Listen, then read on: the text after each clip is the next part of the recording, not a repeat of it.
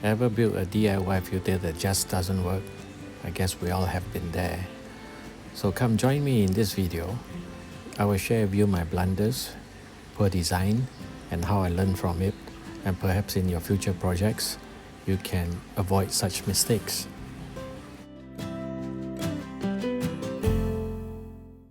If you keep coil, you know coil discharge a lot of waste, and I believe Sieve is a good first stage of filter that will ultimately bring better water quality. Yeah, this is my first prototype. As you can see, there are lots of waste already collected. Here I'm using a 80 grade stainless steel mesh. I recommend 50 grade will do. The first problem I encounter is the flooding of the sieve very quickly within less than a day. It boils down to two things basically. First is the close contact, because I placed the sieve sitting on top of the first layer of foam. Secondly, I believe I'm using 80 grade, which is a bit too fine, and it floods very quickly.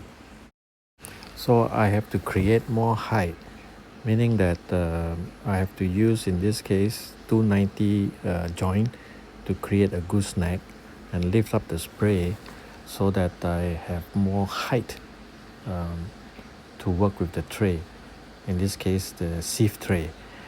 And in overall, it allows me, by doing so, create a 1.5 inch height between the sieve and the first layer of foam.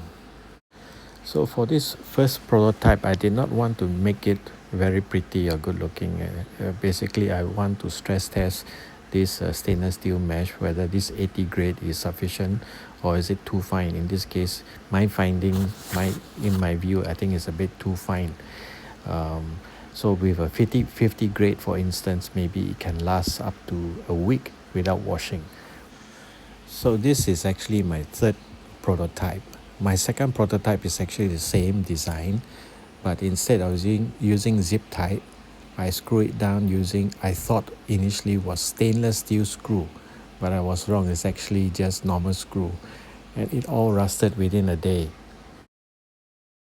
So lesson learned, instead of screws now I use zip tie, and I zip tied 3 corners except the left hand corner. I use a PVC pipe cut to 1 inch, and then at the center I cut a 1/4 inch to allow a gap, and it can clip on for easy access of washing.